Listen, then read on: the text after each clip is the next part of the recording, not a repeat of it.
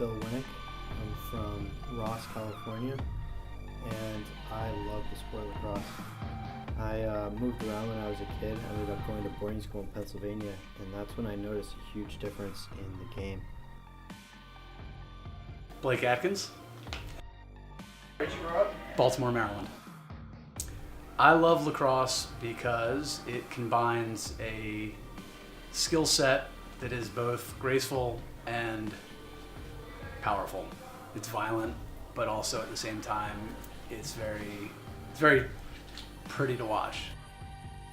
My favorite part about playing lacrosse is when you're out there, you're not really thinking about anything else. My mind is fully focused on the game, and when you do find yourself in that zone where you kind of can clear everything else out,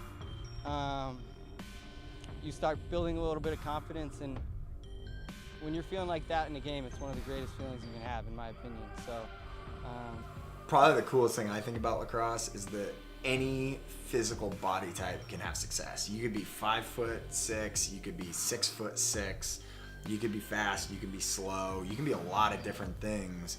Obviously, you got to find a niche and you got to work on your skill set. But it's a dynamic sport where a lot of kids can have success. So hit the ball and have fun. Go, go, go! I like the high pace of lacrosse, and I like to hit people with the stick, and just run around with all my buddies. Lacrosse was first played by Native Americans from the Great Lakes through the entire east coast of the United States. When the Europeans first discovered lacrosse, it spread and became popular primarily in Montreal, Canada, and soon became Canada's national sport. Lacrosse has become very popular on the east coast of Canada in the United States for the last 40 years. Lacrosse is very well known all over the east coast. But what about the rest of the United States? What about the west coast?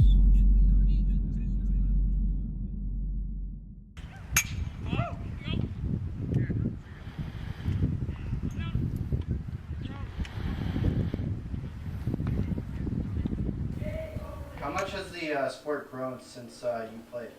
Immensely.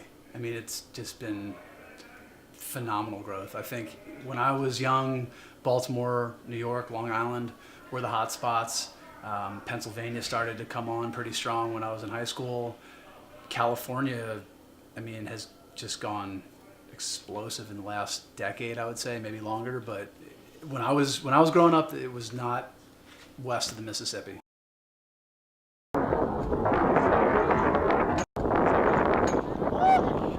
So my name is Patrick Tracy, and I first started playing lacrosse in 3rd grade, introduced by my dad. He's from back east, and when he got out here, there was no real lacrosse program, so he ended up, with him and a buddy, started Ross Valley, which still is around today. When were you first introduced to lacrosse? Age 4, very young age. It just was part of my community. Where I grew up, there were fields maybe 5 minutes from my house. So, going into town or going to the store or going to the library, you drive by the lacrosse fields and you see hundreds of kids out there every weekend, and sometimes you stop and you watch and you're like, I want to do that. And it was easy. It was all my friends were involved in lacrosse. All my friends' parents were former players or current coaches, so it was an easy network to kind of delve into. And where did you grow up? Baltimore, Maryland. Okay. I'm Harry Hetrick, and I started playing lacrosse in 4th grade. My friend's dad, he's obsessed with it, and he's from Buffalo, New York, where lacrosse is super big. He wanted me to start playing. I got a very late start in lacrosse relative to Blake here, growing up in Baltimore, and others that grew up on the East Coast. Growing up in Washington, it really wasn't available at the high school level at all when I was growing up. So I got my introduction to lacrosse at Gonzaga University my freshman year. My name is Ben Falcone. I've been playing lacrosse pretty much my whole life. I have an older brother, and my dad played in college, and they got me involved playing soft stick when I was like 3 or 4, and literally played every year since. In middle school, that's when I first thought about possibly playing in college. Then In high school, I made it a goal, and I went to Lafayette College and played there for 4 years. That's awesome. What position did you play? I was a goalie, and I started playing goalie probably in like 6th grade.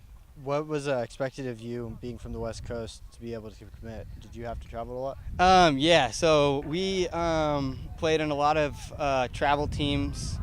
These coaches basically came from the East Coast, moved out west, and saw that there were people that really cared about playing lacrosse out here, and they took it upon themselves to create these teams and whatnot, these all-star teams basically, where they would go back and they would just vouch for us and vouch with us, and we would play these East Coast teams, and we had a huge chip on our shoulder. We felt like we were the best kids from Northern California, and we had something to prove when we went back east. So at first you'd see the tournament schedule go, we're playing some team from California, go, they're probably not that good, probably stick skills aren't as advanced as ours, probably not as good coaching. All those kids back east think, oh, they're a West Coast lacrosse player, they just, they're nothing. So we would go back to those tournaments and we'd want to win. And, we won some of them. We were always in contention. So we definitely proved ourselves, But after we played them, they were definitely very good players, athletic, hardworking. I think we actually got upset by a team from California once or twice. Yeah, unfortunately, being out west, you have to join some of these travel teams, and they can be expensive, but yeah, what I would just talk to the coaches. I know Blake is helping out kids on this team right now. We take a California team out there to play, like not only are you dealing with the 100-degree weather and the humidity, but you're playing teams that have guys that are, maybe 10 All-Americans and guys that are playing that are going to go on to big-time colleges.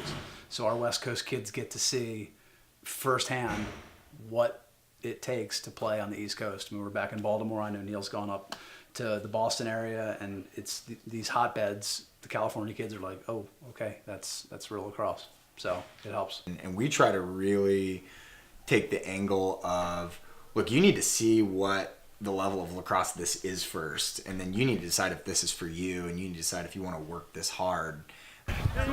The recruitment process, it got better as I got older because it was easier for me to go out. But in the beginning, like a lot of the East Coast kids are getting recruited like freshmen or even going into the freshman year, and I wasn't getting that exposure because I lived out here, and there's no colleges out here that really play it. I think the biggest thing is more and more college programs adopting it and making it a big-time focus of their program. Back east you have tons of D1 schools and D3 schools and liberal arts, and all up and down the coast you can find a school every 10 miles that has lacrosse. Out here it's a little bit more scattered. Make it way easier would be if there were colleges out here that and college coaches who were around so that I could show myself in front of them and I didn't have to go out to the East Coast every time I wanted to play or play at a high level and get exposure. Of your stolen power, see right through you anyhow.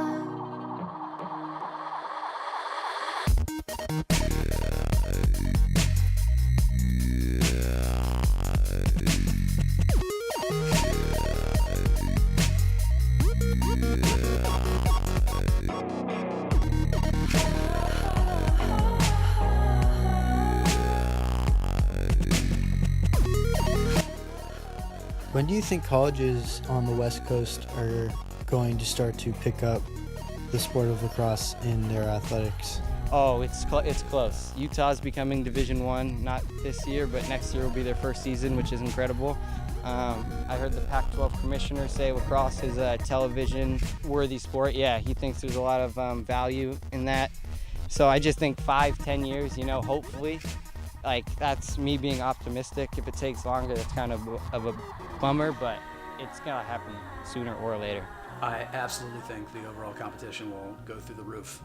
You see Denver winning national championships, and they recruit California, Colorado, and Canada, and that's the majority of their team is West Coast guys. I think Utah is going to start to make a push. Cal and Stanford have very good club teams. When these teams start to adopt D1 programs, I think they will be in contention every year, and the sport will go nuts at that point. 1, 2, 3, Redwood! Bye.